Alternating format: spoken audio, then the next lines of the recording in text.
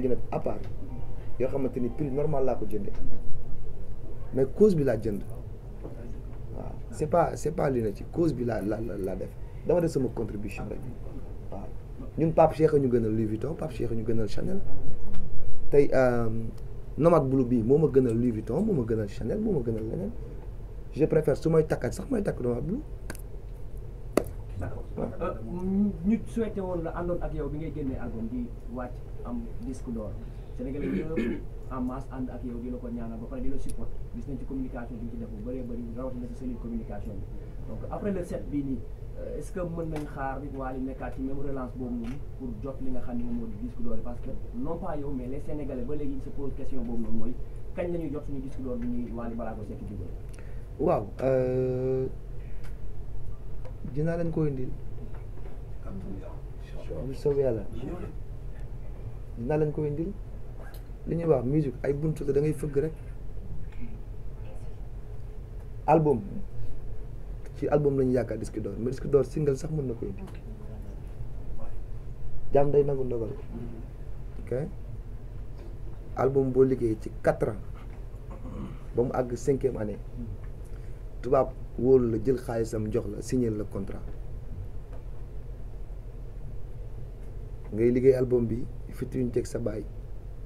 dégloo ko sax génn àdduna di dox ba nga war a génn album bi jour bi nga war a génn album bi bu ñu ñëwee suba la sa mag bu jigéen wàññeeku maanaam promotion doxatoo ko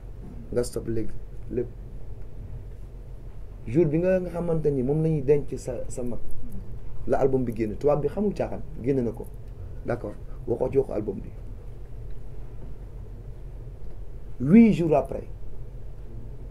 après album bi maanaam 8e jour suma bu jigéen suma yaay daanu feebar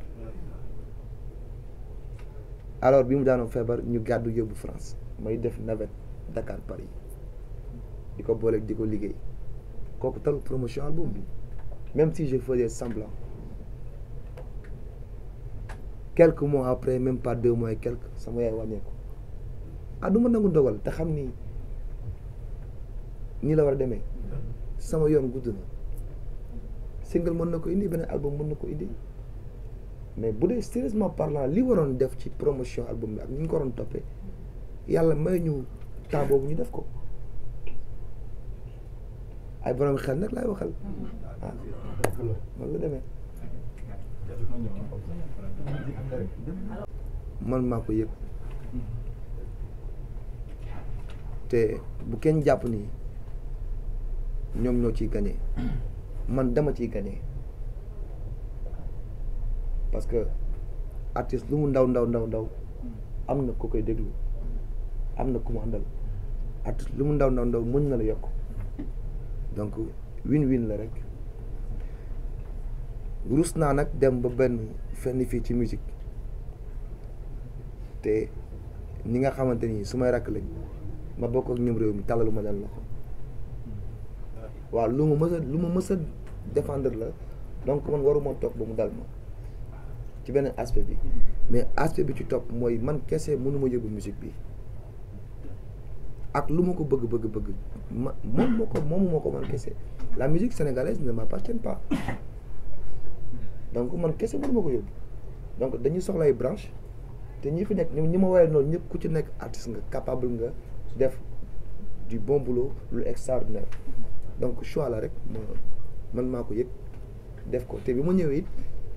ñoom it vraiment ubbi nañ ma seeni buntu def nañ li ci war man kay maa leen war a gërëm parce que ñoom ñoo ma apporter man apporter lu ma leen dara waaw man maa leen war a gërëm waaw. d'accord beneen bi ci des ñu dama seetlu ni Wally lépp lu ñuy def ci événement nga fexe ba créer benn marketing boo xam ne dina lié ak événement boobu récemment gis nañ la nga assister benn inauguration suñu grand Pape Cheikh Diallo. nga jënd ko une somme colossale muy 7 millions ci verre. communication la buy lié wu ak le 7 bi la wala. non Wally dafa dem ci Papa Cheikh parce que Papa Cheikh moo ko ji Pape Cheikh Diallo depuis à mes débuts wax na la ko man maay seul artiste bi ko jaral mu summeeku ànd ak ñoom Zalmané Adama Bey bi nga xamante ni mooy jëkkëru Zeyna Ndour tey di xeex Pape Cheikh c'est un Wally ambulant. Alors tey bu fi Chanel ñëwoon tey wala Louis Vuitton ngeen baal ma ci publicité bi ñëw di défendre benn cause di cause noble di jaay benn boucle d'oreille leer na ma Sénégalais yi dina am ñu fëgg seen poche jënd ko lépp 7 millions waaye ñun dañu am lu gën a rëy Pape Cheikh amuñu animateur bu gën a rëy Pape Cheikh alors muy défendre cause bu noble boobu nga xamante ni man sama askan minimum 6 personnes yoo xamante ni loolu moo leen rey gannaaw yàlla ci seen dem seen génn àdduna ci loolu la jaar muy cancer dama ci war a def suma loxo du lunette yi non parce que lii bi ma defee sama cause ba pare jënd naa ay possible ñu def ko si possible su fekkee jàpp ñi nañu war nañu mën a dem ñu bëggal réew mi parce que man lii sama wàll ci musique bi je pense que maa ngi ci yoon bi te man rek mënuma ko maag sumay rakk maag sumay mag maag sumay nawle ñu ko mën beneen question bi nga doon wax yaa ngi wax affaire duo ak grand Pape Diouf écoute man waykat laa boo xamante ni biñ may wax koo bëgg dama leen ne Pape Diouf boobu suma bàyyi mi ngi dund sumay rakki bàyyi ñi ngi dund ñoom ñëpp day waykat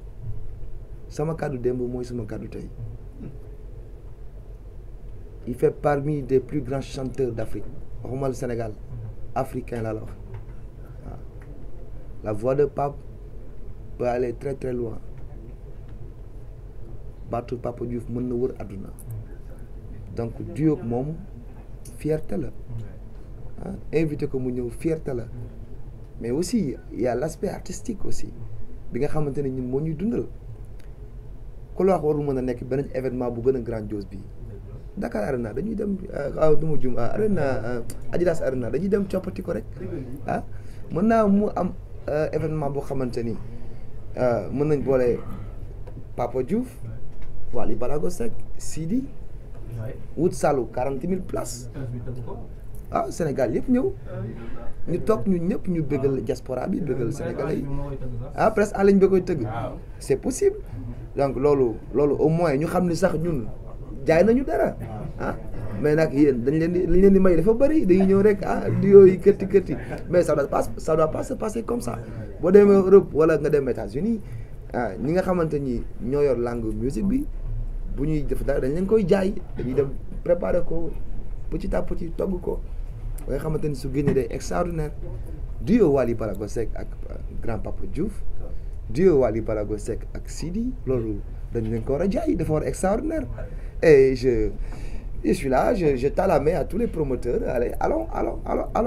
envers U Arena muy 42 000 places ñu dem tëj ko inchallah waaw. Wally salaamaaleykum. waaw Wally maa ngi lay nuyu.